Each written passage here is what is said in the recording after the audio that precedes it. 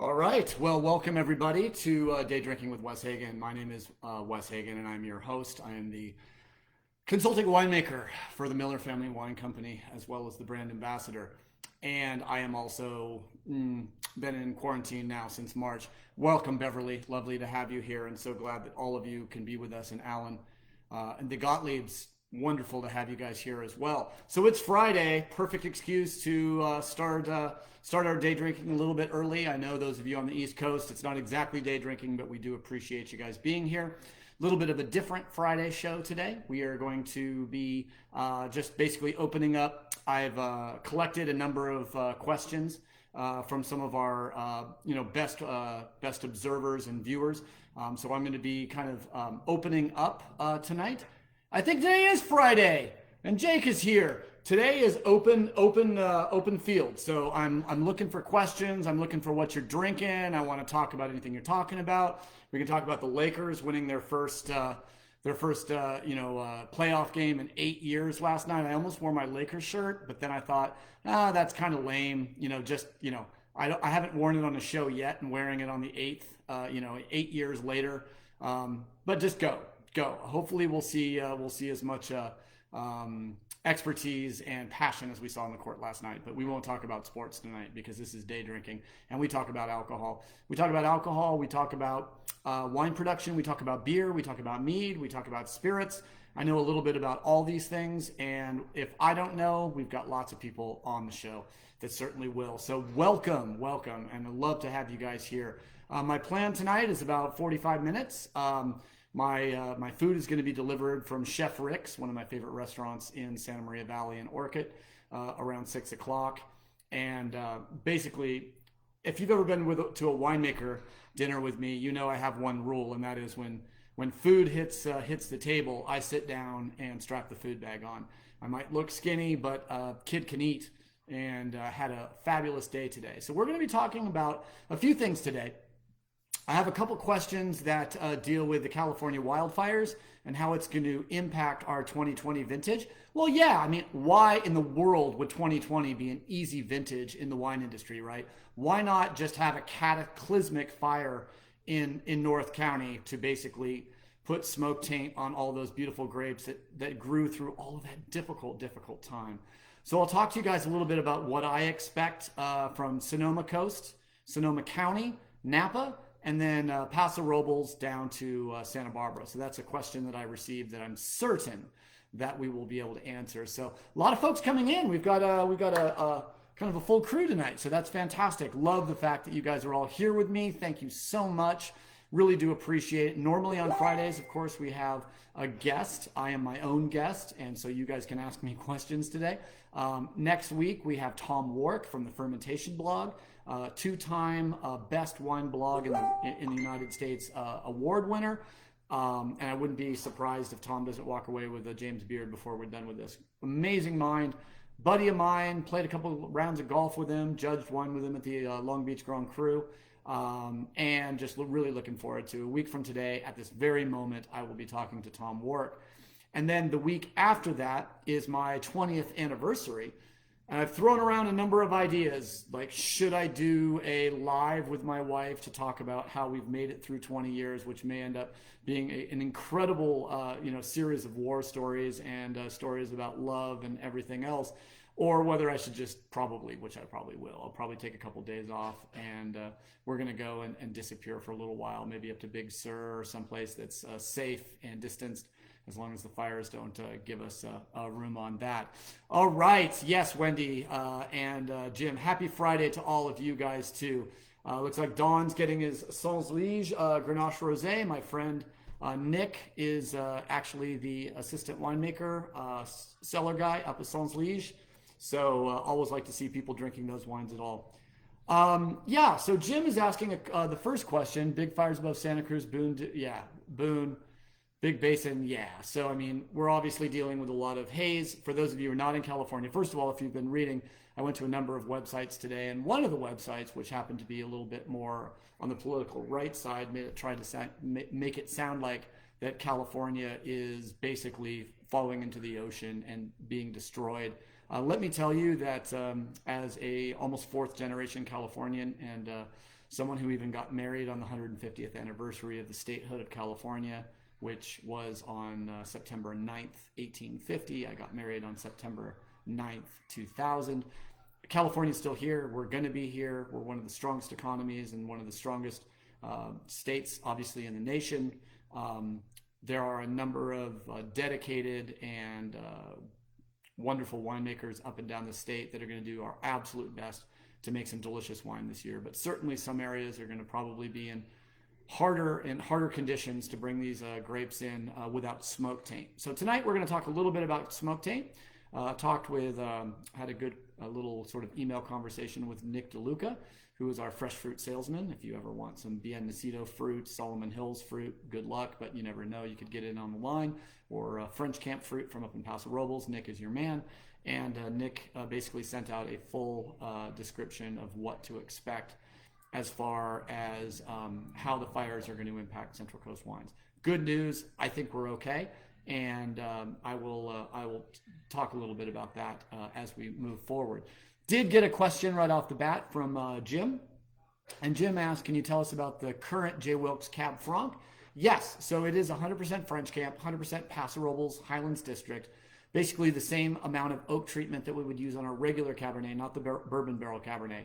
There are no bourbon barrels included in the Cabernet Franc.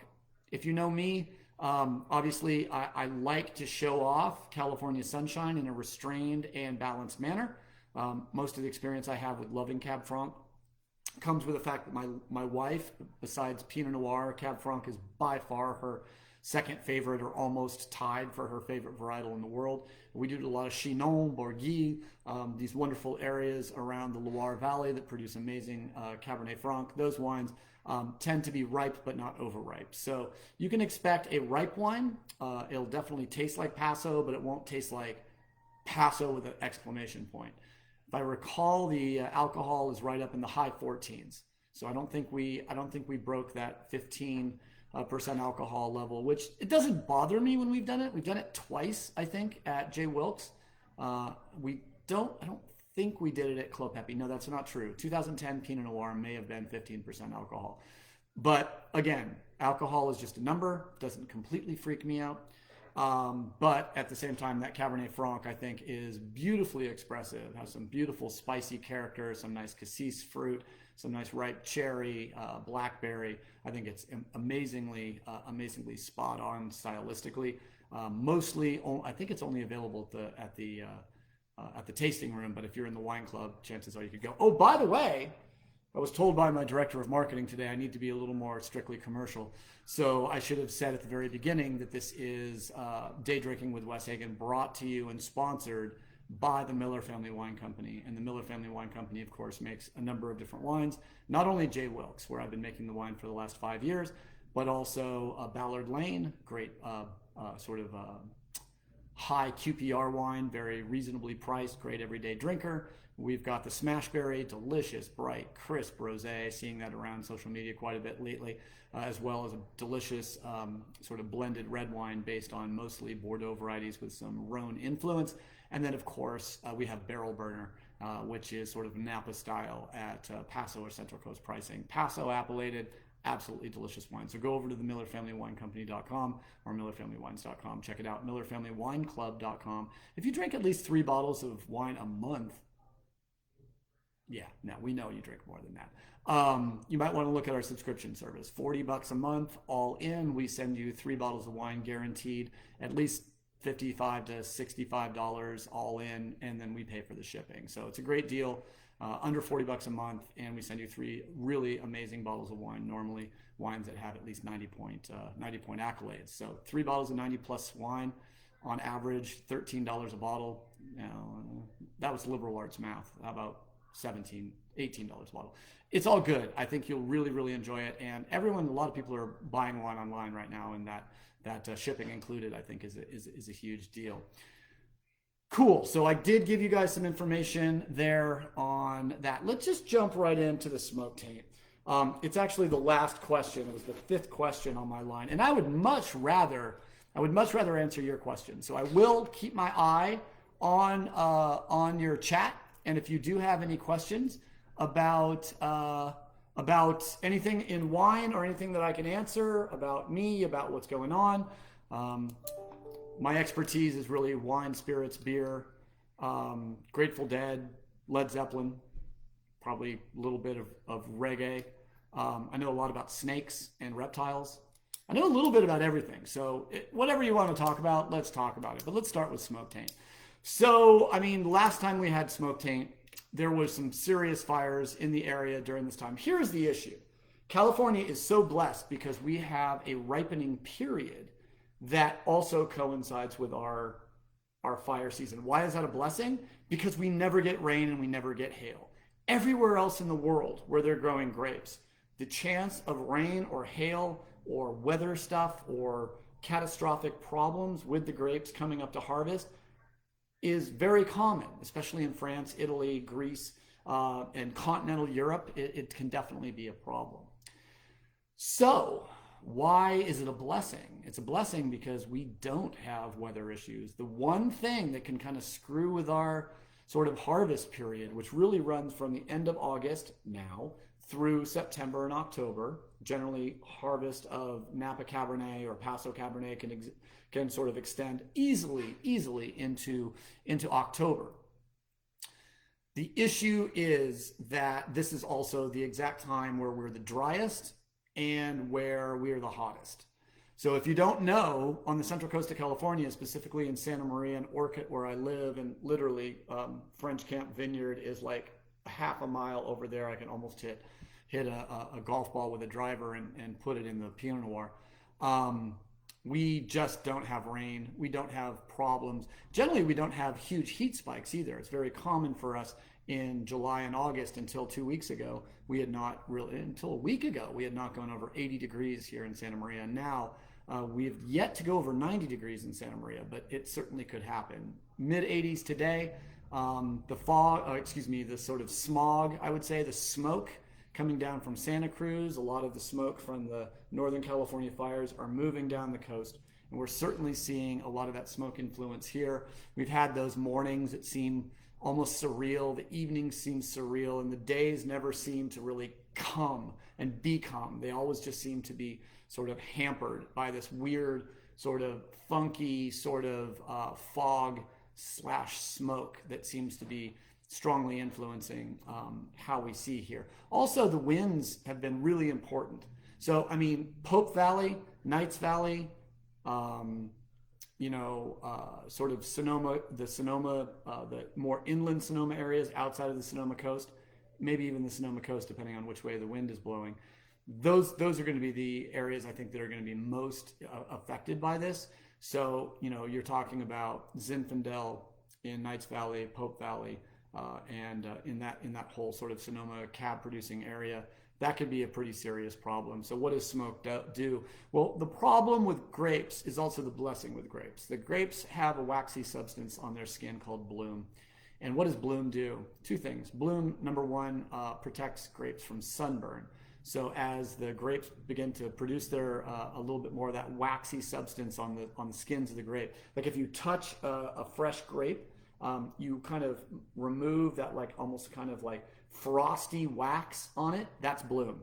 So that bloom is really protecting the grapes against sunburn. It doesn't work all the time, and it only develops really strongly after set and flowering, or flowering and set, I should say, in that order. And so you'll end up really with that bloom protecting the grapes with a little bit of SPF. Now, the second thing that bloom does is almost miraculous, and that's the problem with smoke taint. It actually has an amazing capacity to attract and trap certain particulate matters. Specifically, what it's supposed to capture is yeast, either from airborne yeast blowing through, or more specifically by insect vectors. You may not have known that Italian scientists about 5 years ago discovered where yeast is coming from every year in the vineyard. Obviously, yeast can't just hang out and overwinter. It doesn't, like powdery mildew or botrytis or some of these diseases that can get under bud shields, and then when the vines wake back up, be sporulated back into the environment. That's not how yeast works. These brilliant Italian scientists discovered that it's wasps, that it is specifically wasps and yellow jackets that keep Saccharomyces cerevisiae, that amazing sort of industrial microbe that makes wine, that makes so many of the things that we love, helps with pickling, and helps make every alcohol on the planet. Without Saccharomyces cerevisiae, that beautiful little fungi, we would not have alcohol. So thank you for Saccharomyces, and thank you to all those wasps. Turns out that these wasps keep pure Saccharomyces cerevisiae in their gut. And when they have babies in the spring, every one of their babies flies out of the hive stocked full of that Saccharomyces cerevisiae. Now, I'm allergic to bees, and I do not do well when I'm stung by wasps or yellow jackets. But as a result of that, every time I see a wasp or a yellow jacket, I'm a little less likely to be doing chemical control in the vineyard, because I know we don't want to kill bees. Bees are very important. I'm thinking of my friend Justin Schoendorf and our show on mead. Obviously, we got to keep the bees alive. They're not only making honey, but we're using that honey to make booze, and that's really important. I'm about to make a political statement here. Are you ready? How about Pliny for president? Pliny the Elder, wonderful writer from the day. Any functional adult, and clearly Pliny would do the job. So I am drinking a beer today. This is a special canning from the Russian River Brewing Company, and they're doing a wonderful job. And if you live in California, you log onto their website in the right minute of the right day, you can have cases of this delivered right to your house. So thank you, Russian River, and thank you, Pliny. So what does smoke taint do? So as I told you, the bloom on the grapes is going to grab particulate matter. Part of that particulate matter might be dust. When you crush your grapes, you're going to see stuff coming onto them. You put a ton of Chardonnay in a press. The first juice that comes out of that press almost looks muddy. Why is it muddy? Because all of the dirt and all the things that have adhered to the grape skins all come basically washing off on the first. It's like if you've ever gone to like an outdoor concert and you finally get home and take a shower, and like the first minute of the shower, you can't believe the color of the water going down the drain. That's what happens in a wine press. So as you press those grapes, you get all of the stuff that is stuck on the grapes coming off at the beginning. As a result, that kind of mixes in, and as you're putting that juice in a barrel, in a tank, wherever you're putting it in a fermenter, you're going to get whatever the flavor of if there's dirt on the grapes, you're going to probably get a little flavor of the dirt. If you're going to get insects, if you're going to get whatever's on the grapes is going to influence it, right? So why don't we just wash down the grapes? Could that take the smoke taint off? I haven't seen any specific studies on washing grapes to remove potential smoke taint, but I don't think it's going to work. I think basically it's kind of like put in on that as much as you can. I don't think it's going to really wash away. I do know folks that originally used slotted picking bins that are perforated, and washed the fruit when it came in. I don't think that, and I know they don't do that anymore. I think it's a bad idea, especially if you're using a municipal source of water. It could always have some type, it's obviously treated with hypochlorite. And if there's hypochlorite in the water to protect us against microbes, it's also going to potentially put some type of chloride or chlorite in the wine before it's even fermented, which could give you a TCA taint. So I don't think it makes much sense to wash the grapes unless you're using an incredibly clean source of water. And in that sense, I still think that smoke taint would stick to the grapes and still be there. What does smoke taste like? In wine, it tastes like an ashtray. You can smell it if you. There are ways to use reverse osmosis, and there are companies that will come in and say, we will remove your smoke taint. That's all well and good, but they're going to strip the living hell out of the wine, and I think it's going to have a negative impact. So like I said, I think the inland areas of Sonoma and some of the areas of Napa closer to Sonoma are going to suffer and certainly have smoke taint. I have heard that a number of producers are deciding when the fire was getting close, that they picked a number of grapes hoping to salvage at least some rosé, which is one of the saddest stories I can imagine. Can you imagine looking at beautiful Pope Valley Zin, or looking at beautiful, Pope Valley Cabernet Franc or Cabernet Sauvignon, and seeing it at 19, 20 bricks, and seeing the fire coming and making the decision to make a $19 rosé instead of a $59 or $79 Cabernet Sauvignon or a Zinfandel or what have you.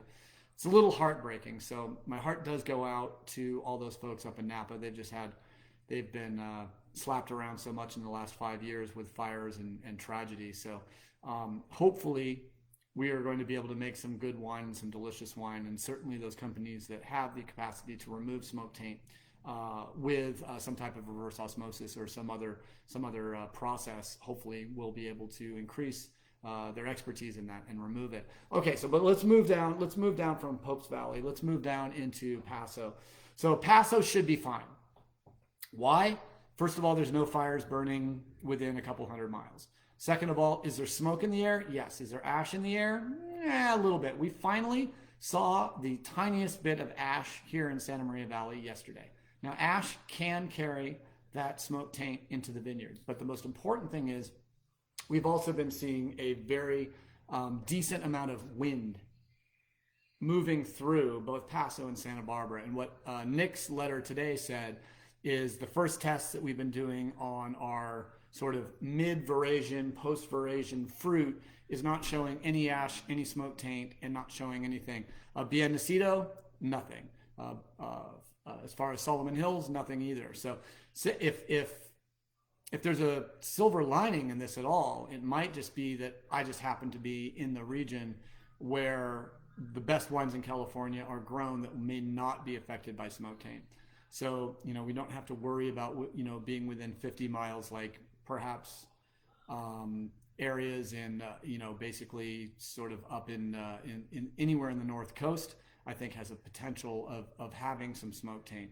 I want to make sure before I make any overt statements like Napa's going to taste like an ashtray. No, Napa could actually make this really work well as long as those fires are put out. Cal Fire is the best in the world at what they do. And thank goodness we have all those Cal Fire folks. Unfortunately, a big part of Cal Fire is our prisoner folks that volunteer. Our prisoner volunteers, we've lost maybe 15-20% of our firefighting force right now because we can't bring prisoners out of the prisons right now because of COVID. So it's interesting how these things work out, right? How many different moving parts are included, but it is very, very dangerous for the fruit up there. And with the winds and the slightly cool temperatures down here, and with the lack of of wildfires, we'll keep our fingers crossed. I mean, we are certainly an area that can burn and that can make, get a wildfire rolling really quickly here in Santa Barbara County and in Paso Robles. But so far, so good. So I think you can feel definitely safer thinking about the 2020 vintage in Santa Barbara County and Paso Robles. But you know what? This year shows no mercy. Death don't have no mercy, and 2020 don't show no mercy. So as far as I'm concerned, before we bring in all of our grapes, I expect half of Santa Maria to basically burn. Now that I said that, I say that thinking maybe by sympathetic magic, maybe it won't, because I already said it. But we'll just keep our fingers crossed that everything will be good here and continue to be good here on the Central Coast. And thank you to Nick DeLuca. And it was nice to see some folks say, wow, that guy's a good dude, for sending me that information today so I can share it with you. Paso's looking good. No smoke taint to be found yet. Santa Barbara's looking good. No smoke taint to be found. That's Santa Maria, Santa Rita Hills, Ballard Canyon, Los Olivos District, Happy Canyon, Alisos Canyon, all the AVAs in Santa Maria or in Santa Barbara County are looking good. So that's that question. And I did see your comment, Karen, and I will certainly go look up your Instagram post on Pinot Blanc, because anyone talking about Pinot Blanc is important. Quick little plug for next Friday's show. Terry Thies, one of the greatest and most, what can I say about Terry? He is incredibly opinionated. I have sent him my Pinot Blanc 2019 from Biennacido, and I sent him some Pinot Noir predominantly from Biennacido, from the Santa Maria Valley, and the 18 Pinot and the 19 Pinot Blanc. And then I'm going to go out and buy a couple of his selections from his book to get some Pinot Blanc and some Spätburgunder, some Pinot Noir from the Germanic, Teutonic regions of Germany, Austria, and Switzerland. Find what I can, and then we're going to talk about what makes Pinot Blanc so important, and we're going to really talk about what makes a wine worth drinking. So next Friday, Terry Thies, it's going to be absolutely incredible, and that will tie right into Karen's discussion of Pinot Blanc, which I will check out. If I don't have time after dinner tonight, I'll check it out tomorrow when I have some time, so that would be lovely. So I've got another question. Yes, Pliny should have stayed away from Vesuvius. Where we can find him would be very interesting.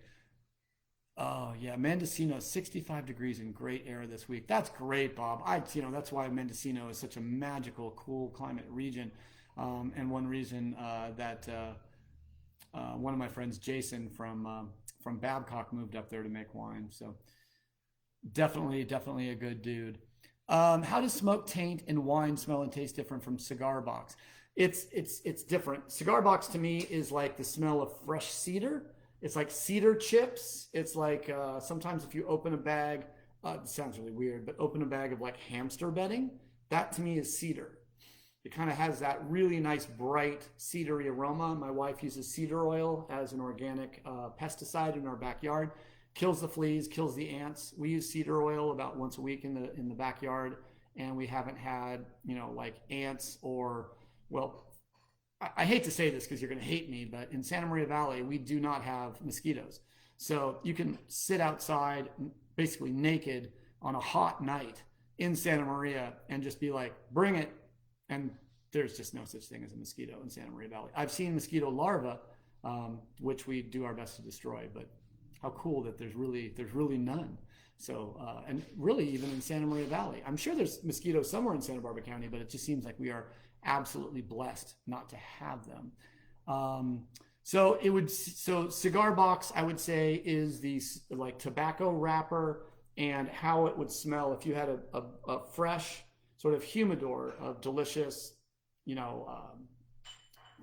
Cuban cigars or Puerto Rican cigars or Ecuadorian cigars, and you open that box, that first whiff, that bright kind of like sensual sort of and dense tobacco aroma is the way that I would describe cigar box in a nice aged Bordeaux or even a young Bordeaux or sometimes even Rhone wines. The difference is the smell of a fresh cigarette and the smell of a cigarette smoker's breath. That's the best and most evocative suggestion I could give. It might smell, I like the smell of tobacco and I actually enjoy smoking, although I don't smoke anymore. But the difference between smelling a fresh cigar and then basically smelling my breath after I smoke it, that's the difference between cigar box and smoke taint. It's just ashtray. I think once I learned the term ashtray, I never needed to learn, and it's not a clean ashtray. It's just an ashtray that may have been sitting around for a little while. So there we go.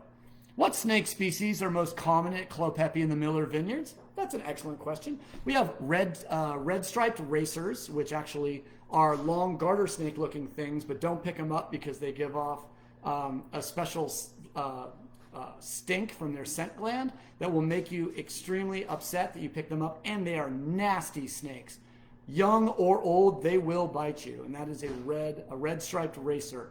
Then we have the California gopher snake, one of the greatest snakes in the world. Beautiful snake. It's a rattlesnake mimic. It looks roughly like a rattlesnake, and it takes its tail and it whips its tail real quick in the leaf litter, and it sounds like it's rattling. So if you see a gopher snake right away, you're going to get that, oh, is it a rattlesnake? I remember offering my grandmother a view of a gopher snake that I caught when I was 6 years old in Palos Verdes, starting my love of snakes.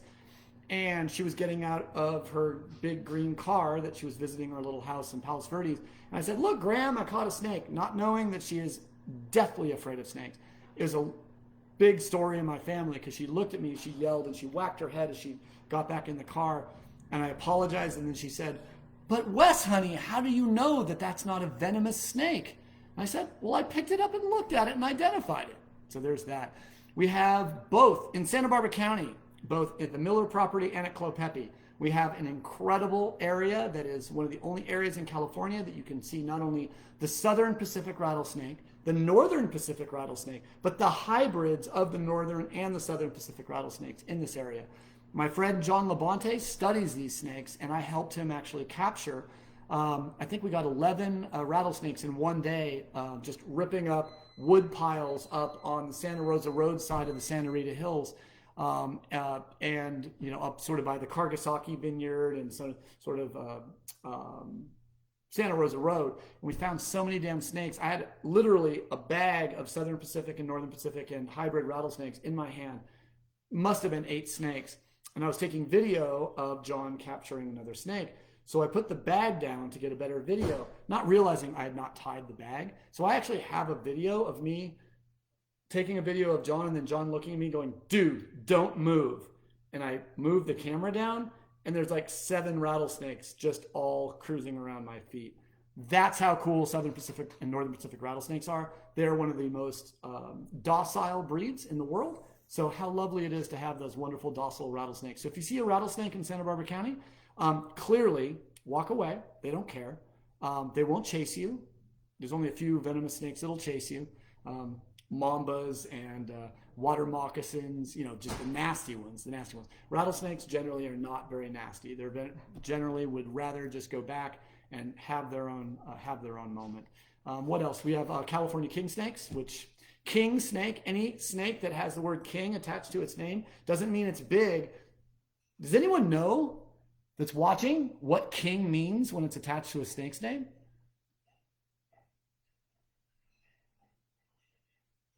So yeah, so what does king mean when it's attached, like king cobra, king snake? There's a very specific meaning of that. It's pretty esoteric, so I'll tell you. King means the snake predominantly eats other snakes.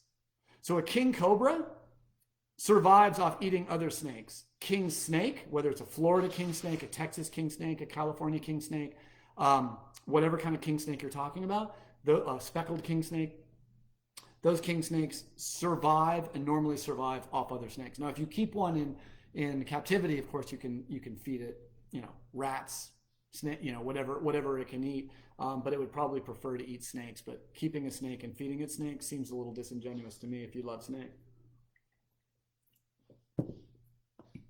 Damn, if that's not one of the best beers I've ever had. Super fresh, just bottled, and it's actually double dry hopped. It's actually hoppier than the normal Pliny. But it's so fresh and delicious. Yes, that's correct, James. Got it. It does eat other snakes, those silly snakes. Yes, let's see. Anything else? Any other snakes that I've seen? I don't think so. I think we got the king snakes, we got the gopher snakes, we got the rattlesnakes, we got the red striped racers, and then we got some really cool lizard species, some alligator lizards, some horny toads, horned lizards, but that's just reptile stuff. So, but we love us some reptiles. Yes.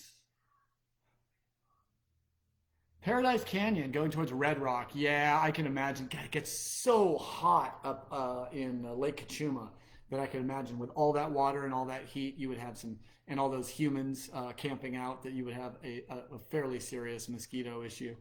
That's absolutely right. Well, thank you. Karen likes the video. We will post this. Normally, sometimes on our Q&As, I don't think but we're having a good time tonight, so I'm liking that. All right, so I've got a question here that was asked by an anonymous person in Ohio. I'm just getting into wine and I'm enjoying the shows. Thank you, Bill. It seems like growing and making wine has a strong impact on understanding it and communicating about it. Do I agree?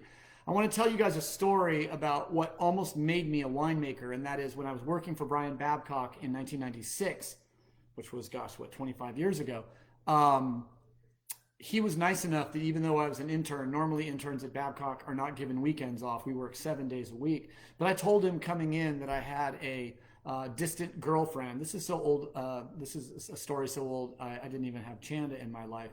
But I was dating a girl I went to high school down in Playa del Rey, near coastal Los Angeles. And I told Brian that if I didn't see my girlfriend for 3.5 months, I wouldn't have a girlfriend, and whether or not I could take weekends off during harvest. So my first harvest experience was rather plebeian, I don't know if plebeian's the right word. Plebeian's the exact wrong word to use. It was a little, I was given quite a bit of dispensation which is a nice way of saying it. But I was able to go down there. And then my girlfriend at the time worked for Tracy Jacobs at International Creative Management, who's one of the nastiest and most successful agents in all of Hollywood at the time. She was handling Tom Cruise. She was handling Kathleen Turner. She was handling Johnny Depp. She was handling John Malkovich. So Kevin Spacey, a name that I might not be that proud to mention. But anyways, it was a very important thing. So I was going to go down there and spend a little time with her all the time. She got together. She was invited to a party with all of her Hollywood friends, all of these friends that were doing what Hollywood agents do to get to be a Hollywood agent, which is be an assistant of an evil, nasty Hollywood agent who completely wrecks you on purpose and does everything they can to get you to quit. Ask you to do ridiculous things. It is an absolute nightmare of a job. But if you get through it, it's sort of like being an associate at a big law firm. You are punished and overworked, and if you make it through, you're tapped for partnership. And if you get through this, maybe you'll be tapped to be an agent at ICM. So we went to this party. They rented this huge mansion. It was like a mansion for rent in Beverly Hills. I remember seeing, and I know a little bit about comic books, seeing over $1 million worth of comic books all over this house in special protective plastic with guards standing in front of it, like Action Comics number whatever, where Superman was in, and like the first Batman and the first Spider-Man. It was really cool, and all of these agents walking around, right? And I'm so used to going to parties, right? This is the first time I've ever been at a party where I was not a high school English teacher or a college student or a high school student. Hey, Wes, what do you do for a living? Oh, I teach high school English. Anyways, Bill, what do you do for a living? No one wants to talk to a high school English teacher. It is the least interesting thing probably to say at a party that you can imagine, which is a freaking nightmare if you think about it, because how important are teachers? Very important. But at a party, not all that important. That night, something else changed. I was sitting around the table with maybe 7 or 8 different agents and their significant others, my girlfriend at the time. And we're just going around the table and said, hey, so Wes, are you in the entertainment industry? I'm like, no, I'm a winemaker in Santa Barbara. What? All of a sudden, the table actually went quiet. And they're like, no way. What's it like being a winemaker? Whoa, that's pretty cool. And, the little kind of quasi-narcissist in me said, oh, this is it, man. This is on. I finally found a job that people care about. And how sad of a statement is that, right? That fermenting grapes is more important than teaching the next generation of children how to read and how to think critically. Well, in the end, maybe, if you're a parent, maybe wine is more important than education right now, or to get through the type of education you need to get through right now. It's very important that you make wine, and I'll keep making wine just for you guys, so you can keep helping those little minds of mush try to congeal their little frontal lobes into something that can be designated as intelligent in the next time. But yes, it's so important. And then I started saying this stuff. Oh yeah, so last week we brought in 12 tons of Sauvignon Blanc, and we were sitting on the press, and we were loading it in, and we were smashing it in, and loading it, and crushing it, and doing it again, and going over and getting the juice in a tank, and then checking the temperature, and checking the sugar, and checking the acid, and then pitching the yeast, and then the next day it started smelling this like beautiful, beautiful gooseberries, and just gorgeous sort of pineapple and all these aromas. Oh, do you make, and what about the red wines? Oh, we brought in some Pinot Noir, and it just stuff started coming out of my mouth. And what I recognized is the same way that I would talk about English when I was in the classroom, and I got the kids' attention, and they got sucked into some Shakespeare or to some, Golding or something like Scarlet Letter, whatever. When I got them. But what I recognize is talking about wine once you've been in production is much more interesting to most people, because most people consider winemaking somehow alchemy.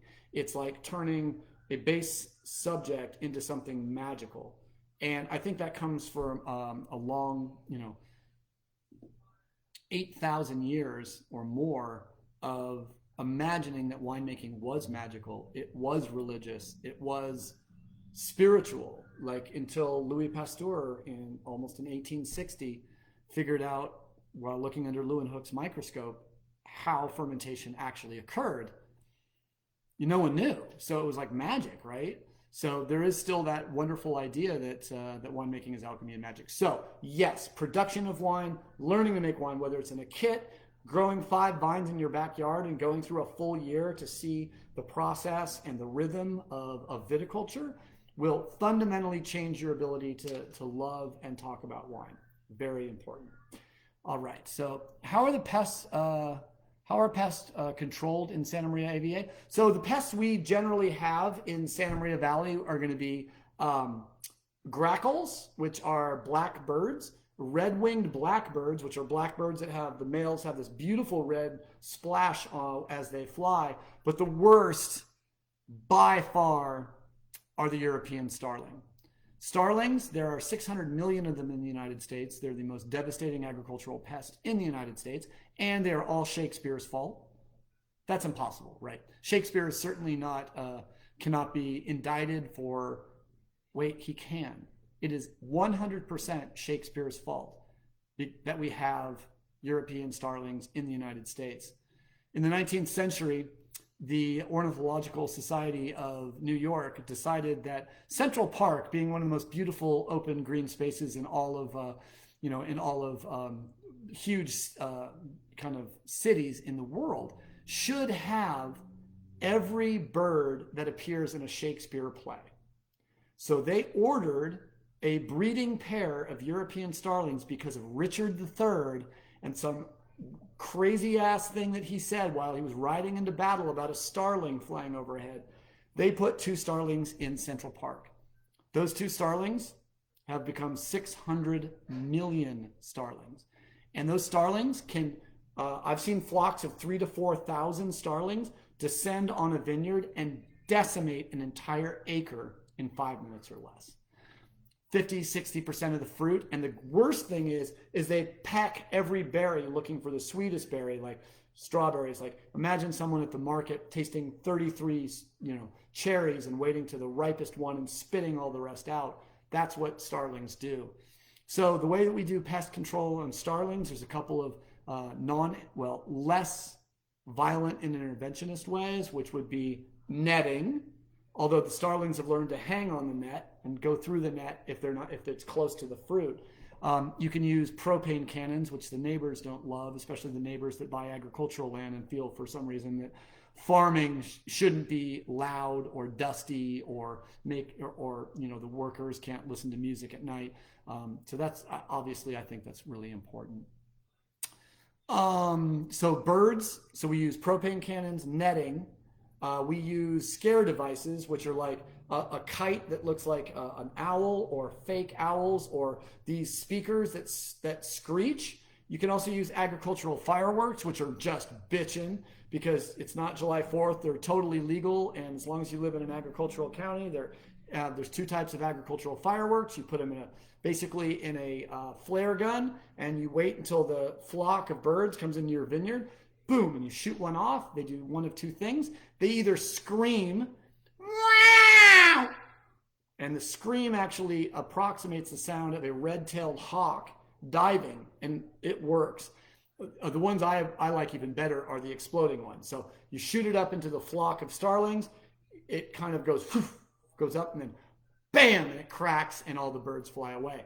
Problem is if you're using propane cannons or scaring devices, the birds learn after about a week that it's scary, but it's not so scary that it scares you away from the fruit.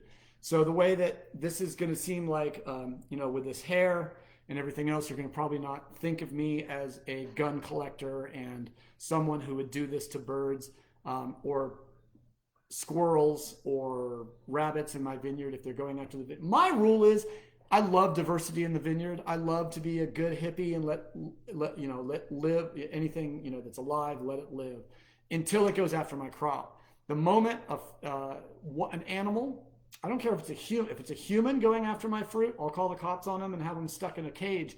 The same way that if you are a ground squirrel and you're collecting my fruit, I'm going to probably put out traps to catch you. If you're a gopher, I'm going to do the same. And if you're a bird, I'm going to back up my netting, my propane cannons, and my agricultural flash grenades and stuff. I'm going to use a shotgun to back it up. So what I found is once generally twice a day. In 9 o'clock in the morning and at 6 o'clock in the morning, right after the fruit starts ripening and the big flocks of birds start coming in. And this is what I did at Club Pepe. Fortunately, at the Miller family at Bien Nacido, Solomon Hills French Camp, we got people for this. We also run a guy who a hawk handler. I'm forgetting there's a better word for it, but a guy's got a couple peregrines and a couple of Middle Eastern hawks, and he goes into the vineyards and he runs the hawks, and the hawks run the birds off the property. But I'm a big believer in propane cannons, nets, and then going out with a shotgun twice a day. Seems to be good. I saw a question up here on Instagram. I'm going to go back. I always like to ask winemakers what is their favorite food to pair with their own wine. I like that. Okay, so let's go real quick through, and I won't go through all the wines at Miller Family. I'll just go through the J. Wilkes wines that I've made. Pinot Blanc, oysters, and if there's the best oyster I've ever had was a Diamond Point. It was the only oyster I've ever had that absolutely needed nothing. It was absolutely perfect by itself. I tried the liquor. It was an East Coast oyster, I want to say, somewhere between Virginia and Jersey. But East Coast oysters, sorry. I'm a West Coast guy. Go Lakers, go Niners. But East Coast oysters just make me happy. East Coast seafood, East Coast pizza, East Coast sandwich. I get it. And I think maybe you'll take me a little more serious on my Niners and my Lakers when I tell you that the East Coast has us beat probably in food. West Coast has some special stuff. Sourdough, can't touch us. Maybe some clam chowder, maybe some Dungeness crab, but East Coast, really delicious. So Chardonnay, I would say fried chicken. I like a fried chicken sandwich with maybe like some pickled apple slices and maybe some pork belly. Makes a delicious sandwich on a brioche roll with a Chardonnay. I would say Viognier, mac and cheese, or nice match with Viognier also is lobster mitts and like a sherry cream sauce. That would be absolutely delicious. I think we've gone through, the sparkling wine. Well, I think sparkling should be probably consumed as something to drink while you're discussing what you're going to eat. But if you're going to, I'm not a caviar guy. I know caviar. I've taken classes on it. I can taste caviar, but I think sparkling wine is a wonderful sort of, it's a special beverage to have. I love it with goat cheese, anything fried, anything salty. So how about goat cheese stuffed fried squash blossoms with a little bit of marinara on the side? I think that sounds pretty good with bubbles. And then where we'd go with, I guess Pinot Noir would be the first red wine. Oh, we have a rosé. We have a rosé of Grenache. Rosés. I would say like summer food, burgers, hot dogs, grilled, Indian food. It would be delicious with some type of curried chicken or curried lamb even. Anything with spice and curry, I think matches beautifully with a nice bright rosé like the one we've made. Pinot Noir, I would have to say duck is my number one food, like a nice cold confit duck salad, I think in the summer would just to be about the best thing that I can imagine with a slightly nice thing about Pinot Noir, it takes a chill really nice. So putting that little chill on that I think would be nice. Obviously anything with chanterelle or morel mushrooms. I like a cream of chanterelle soup from Santa Rita Hills chanterelle mushrooms that I collect with sherry, cream, and butter. That would be pretty special. Zinfandel, again, I would go outside, slight chill with burgers. I think like a mushroom Napoleon. I also make a sandwich for my wife that I think would be beautiful with that with J. Wilkes Zinfandel, which is we buy the big mushrooms. What are they? Portobellos. The big portobellos that come in the 4-pack. And then what I do is I cut up those portobellos and then I fry them in a frying pan with onions, red bell peppers, a little bit of vin cotto, which is very similar to a really nice flavored balsamic vinegar. And then I'll throw a little soy sauce, a little red wine, reduce that until it's nice and sloppy, and then put a couple of sliced cheeses of good Gouda on it. And then I put it on just toasted bread. And I call it a mushroom melt. And it is, she says that it's the best sort of substitute for something meaty that she's had, and she loves it because it reminds her of the hitching post mushrooms. which I've certainly done. And then Lagrein Cabernet, I think, would be about in the same, and Cabernet Franc would all kind of go together. I would do it with a nice medium rare ribeye, cut nice and tight, with maybe some sort of maybe some new potatoes that have been done with a little bit of olive oil and garlic in the oven, maybe with a nice little salad on the side. Something red meat. You could even do some type of lamb. I really like sort of a Middle Eastern preparation of lamb with that sort of lovely sort of almost dry sort of cuminy rub. I think that would be just about right. Of course, happy to do so. All right, I'm going to do one more question. And what I'm going to do is I'm going to tell you guys the 3 questions I have left in the show. And you guys, the first person who says, do that one, I'll do that one. I've been told by, the first question is about decanting wine. Second question is about what's the best place to buy wine during COVID. And then I have a question on how much wine is safe to drink on a daily basis. Buy a big glass. And then I've got, someone asked me if I had any COVID hacks to share. We don't make Syrah, Mr. Gottlieb. That's your job. That's your job. We will make a Syrah, and it will be from Ballard Canyon. Gosh, Syrah, I mean, it's just rock star with hard, stinky cheeses.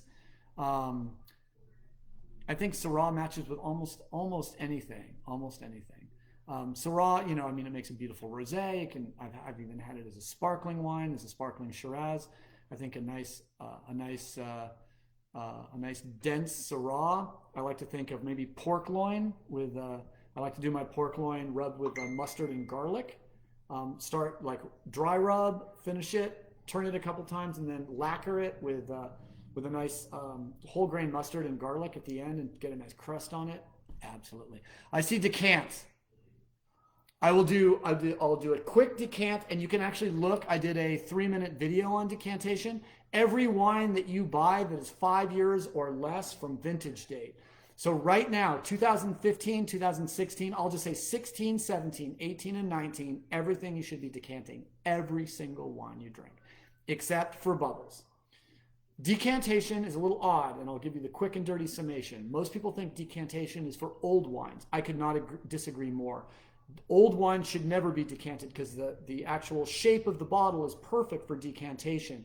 Pinot bottles have the soft curve, and it'll capture just those soft tannins as you pour the wine carefully out of the bottle. A cab bottle has the square shoulders, so as you pour it, it actually captures the sediment. That's why wine bottles are shaped that way. They are their own decanter. So leave your bottle upright, let it settle, pour it clean wine, look through the neck, maybe with your phone with the light shining through it, or a candle or a flashlight. As long as you can see clean wine running through the neck of the bottle, you're good. When you see sediment, stop, set the bottle up, let it settle. If that doesn't work, you can always put it through a cheesecloth. You can always put it through some type of a sieve or a screen. That all works. But the most important thing with young wine is that's old wine, getting rid of the sediment. For young wine, the most important thing with decantation is giving the wine oxygen. Young wine has usually between half a part and a part and a half per million of dissolved oxygen. And it's oxygen that is the engine to produce aroma and bouquet in wine. The things we smell in a glass are a result of exciting the wine on a molecular basis, getting it into a vapor phase, and then inhaling it and allowing our olfactory senses to absorb and to give us information on that wine. Wine is the only thing that I think I know of on the planet that can provide all 5 perceptible flavors to a human being, right? I mean, what else can do that? It has everything. So it's amazing. And beating that wine up, getting a young wine beat up with a lot of oxygen in it is going to make that wine, to me, drink 1.5 to 2 times better than the wine would have been straight from the bottle. So decant everything that's young except bubbles. Obviously, don't decant bubbles. That would be turning something delicious and bubbly into something still and maybe a little too acidic and shrill. So rosé, whites, and reds, decant the living crap out of them. If you don't decant your wines on a regular basis, you are losing money on your investment in wines. And if you think about decanting an old wine, the only reason to decant an old wine is to get the sediment out, and the bottle can do that itself. And decanting an old bottle of wine, if you had a 47 bottle of Cheval Blanc, maybe one of the greatest bottles of wine ever made, and you decanted it today, you've just ruined that wine. You've added enough dissolved oxygen, and that wine is going to fall apart right in front of you. And that's why with old wine, the most important thing is to set it upright, let it settle, pour it right out of the bottle immediately after opening. Otherwise, you might lose the chance of tasting something delicious that you've been waiting and being incredibly patient for decades, and you've paid a lot of money for. Old wine has to be incredibly well taken care of. And if you have a server that wants to take a 50-year-old bottle of wine and decant it, you should ask them why. Because that would be like, I don't know, like waking up your great-grandmother by grabbing her by the neck and throttling her. That's about how smart that is. So don't do it. Don't decant old wines. Just pour them carefully from the bottle that they were basically put in, because that bottle is in a shape that is shown for, 800 years. But that is exactly all you need, is the bottle the wine came in to decant it correctly. All right, here's my COVID hacks. So, number one, be kind to everyone you see. Smile, smize, whatever it takes in a mask, but make sure to do something nice to just about everyone you can. I've just made it a point, and everyone I talk to on the phone, everyone who delivers food to my house, everyone that I see if I have to make a quick market run or something in a mask and being very careful to socially distance, everyone that I talk to, everyone that seems to want to engage with me, I make sure that I leave them feeling better than when I came. Whether it's something kind, love your mask, wow, that's a beautiful, talking about something in their cart, whatever it is, connect. Because when people are out, even though we're staying distance and we got the masks on, be careful, don't get in their face or anything, but show kindness. And just these little moments of kindness, to me, not only do I feel like when I do them that I'm making the world a slightly better place during a really hard time, but I also feel that perhaps I've also made that person feel good enough that they'll actually pay it forward and show some kindness to someone else. So number one, just be as damn nice as you possibly can. And if you can't be damn nice, just stay at home and wallow in your own ugliness, and just drink my wine till you feel better, and then go out into the world again. So my first COVID hack was get a show called Day Drinking. It's impossible to get fired. That's number one. No, yeah, if you can end up having a job like mine, boy, you're lucky. Boss is like, until you're vaccinated, stay home, entertain people, make sure people know about the Miller Family Wine Company. So my job is really to talk to you wonderful folks and say thank you guys so much for being part of the show. So my number two COVID hack is have a show called Day Drinking, because it allows me to day drink, and as long as I'm day drinking, I can't get fired. Here's a really good one someone finally gave me. I hope that you guys are noticing that the connection for the Facebook tonight seems to be better than it has ever, and I'll tell you why. It's because I took advice from my IT guy and took a Cat 8 cable with gold fixins, and I ran a Cat 8 cable from my router directly into my computer, and now I'm getting about 5.7 megabytes up. That's about 3 times more than I had with my Wi-Fi. So I've given up on Wi-Fi, and now I'm doing everything I can to directly wire anything I'm doing. So I think you're guys going to notice a much higher quality. So there you go. I think that's going to be, Beverly, that's so nice. She's going to join the wine club. Yay! Either Miller Family Wine Club or the J. Wilkes Wine Club. They're both great. J. Wilkes Wine Club, generally it's 2 shipments a year. I think it's going to go up to 3. And Miller Family Wines, 3 bottles a month. $39.95 all in, so that's fantastic. So yeah, run a Cat cable, go direct line from your router to the computer that you're doing Zoom on. If you find that your compatriots at whatever job you're doing, you might have a Zoom part of your job, you probably do, or your kids are sitting in front of a laptop, hardwire that laptop right into your router, and you'll get, I got 5 times the download and 2 times the upload, and the upload is what it's all about, so you guys can see me without going, he's glitching again. So If you live in here's a great COVID hack. If you live in California, go to the Russian River Brewing, and I'm not I don't own any part of Russian River Brewing, but this beer is so good. You can actually, if you live in California, you can order Russian River Brewing online during COVID, and they will send Russian River Brewing beers to your house. Yes, yeah, you've got to hardwire. Hardwiring has changed my life. I'm going to literally have to take about 1/3 probably of my shows off of YouTube, because as I'm going through them, I'm seeing a number of them have some glitches. So absolutely. I went a little longer. Whoops. I went a little longer on Instagram than I thought. It stopped me. And then the last one, so order Russian River Brewing if you can, because they'll ship it to your house in California. If you're not in California, send me money. I can hook you up. We'll figure it out. And then one of my last COVID hacks is choose 2 nights a week and have food delivered, and make those nights so you know when you're menu planning and you know when you're getting food delivered. We have food delivered Friday night and Sunday night, and that seems to work really well for us. Find someone in your neighborhood, find someone in your family, find someone you don't know, and show them some kindness today, tomorrow, and over the weekend. Have a great night. I hope you guys all had a wonderful... Oh, and I got one last thing that I'll do. How does Syrah different from Petite Syrah? They're 2 totally different grapes. Syrah has a very long history in the Rhone Valley. Petite Syrah is a grape that was not considered that amazing. It's a grape called Derif that was turned into Petite Syrah. Syrah has a much different parenthood, but in general, Petite Syrah was a very uninteresting grape brought over from France. It was sort of a workhorse grape that ended up making very good wine in California. As a result, Petite Syrah is now one of the 2 California, what we call heritage varietals. Zinfandel and Petite Syrah have mutated just enough that we can call them our own grapes in California, and that's a little bit more about Petite Syrah. Petite Syrah tends to be a little more flinty, a little more dense, a little darker in the glass. Syrah tends to have a little bit more black and white pepper character, and not quite as much density in color, but still excellent color in the glass. Awesome, guys. I hope I answered all your questions. If I didn't, I'll wake up tomorrow and dutifully look to make sure that you guys get some more answers.